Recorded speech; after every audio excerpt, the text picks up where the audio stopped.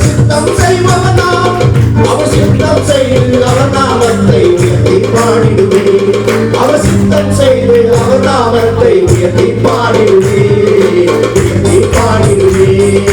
கருப்பாயிருந்தாலும் நான் அழகாயிருக்கேனே, கருப்பாயிருந்தாலும் நான் கலையாயிருக்கேனே. சொல்லுமா, கருப்பாயிருந்தாலும் நான் அழகாயிருக்கேனே, கருப்பாயிருந்தாலும் நான் கலையாயிருக்கேன்.